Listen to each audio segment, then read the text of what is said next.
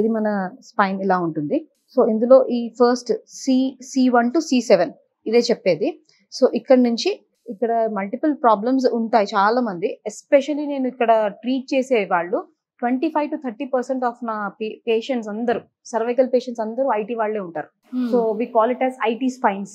ఇవన్నీ ఈ కర్వేచర్ చూస్తున్నారు కదా, ఐటీ వాళ్ళలో ఈ కర్వేచర్లు అన్ని పోతాయి, అంతా స్ట్రైట్ స్పైన్ అయిపోద్ది అనమాట. ఇలా అంటే ఇలా కూర్చొని సిస్టమ్ ముందు పని చేసుకుంటూ ఫోన్లు కంటిన్యూస్ గా చూసుకునే వాళ్ళు. సో వీళ్ళకి సివియర్ మైగ్రేన్ హెడ్ ఏక్స్, ఈ సర్వైకల్ పెయిన్ వాళ్ళకి కూడా ఈ హెడ్ ఏక్స్ అవి వస్తాయి. I will cover in the next topic. But ప్రస్తుతం అయితే ఈ సర్వైకల్ డిస్క్ ప్రాబ్లంతో వచ్చే వాళ్ళ గురించి చెప్తా. So most of the times ఈ సర్వైకల్ ఈ చిన్న చిన్నవి చూస్తున్నారు కదండి, ఇవే డిస్క్లు అనమాట. సో ఈ బోన్స్ మధ్యలో ఉండేవి వర్టిబ్రల్ బాడీస్ అంటాము. సో ఈ డిస్క్ అనేది ఇంటాక్ట్ గా ఉంటుంది ఐడియల్లీ. ఇదంతా ఒక వెన్నుపూసని ప్రొటెక్ట్ చేస్తుంటుంది, అంతా వెన్నుపూస.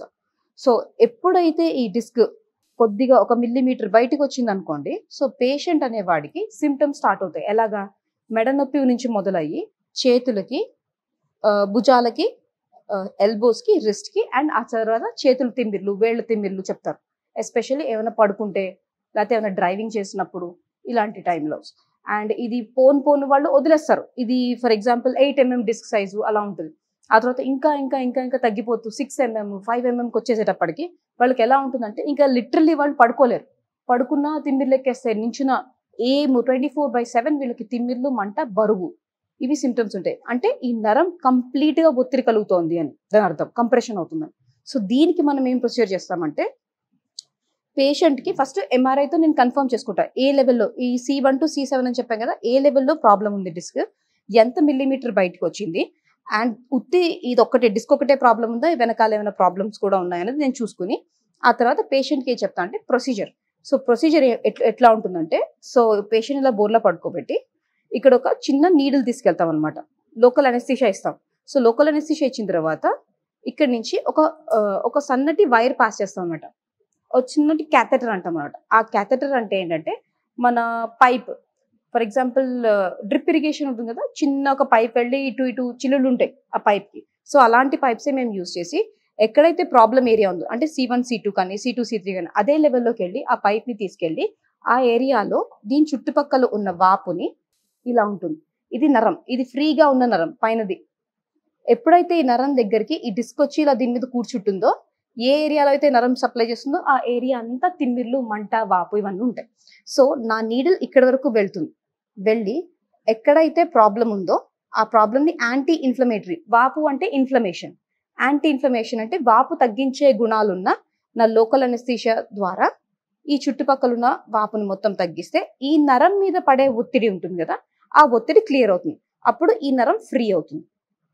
సో దీంతో పేషెంట్కి వచ్చే ఈ సిమ్టమ్స్ అన్ని తగ్గుతాయి. ఇది కేవలం 40 to 45 నిమిషాల్లో ప్రొసీజర్ చేస్తాను. అండ్ పేషెంట్ ఇంకొక పావు గంట అబ్జర్వేషన్లో పెడతాము, అండ్ అదే రోజు డిశ్చార్జ్ చేసేస్తాం.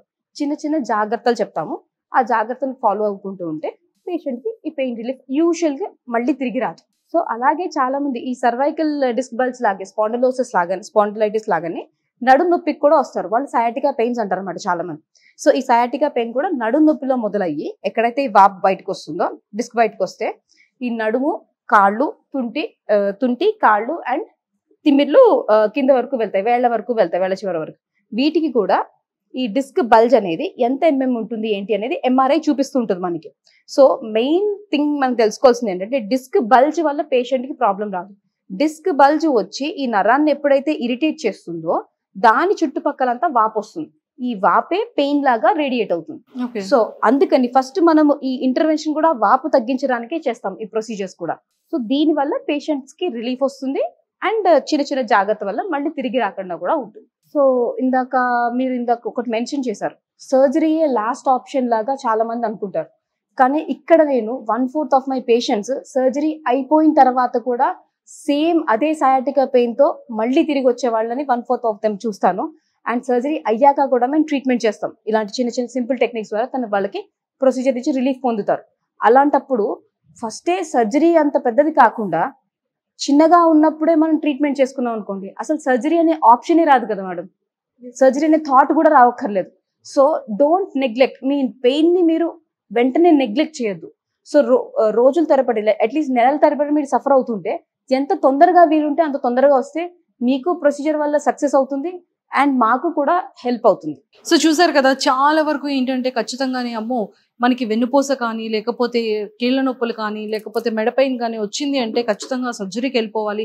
సర్జరీ చేయించుకుంటే ఒక్క దెబ్బతోనే ప్రాబ్లమ్స్ అన్ని క్లియర్ అయిపోతే ఇంకా లైఫ్ టైం ప్రాబ్లం రాకుండా ఉంటుంది అనేది ఇదంతా కూడా అది మన అమాయకత్వం. సో ఎప్పుడైనా సరే సర్జికల్కి వెళ్ళకుండా నాన్ సర్జికల్గా మన పర్మనెంట్గా ఎలాంటి పెయిన్ లేకుండా ట్రీట్మెంట్ మీరు చేయించుకోవాలి అనుకుంటే ఖచ్చితంగా ప్రాణ హాస్పిటల్ని విజిట్ చేయండి. కింద స్క్రోల్ అవుతున్న కాంటాక్ట్ నెంబర్కి ఇప్పుడే కాంటాక్ట్ అవ్వండి.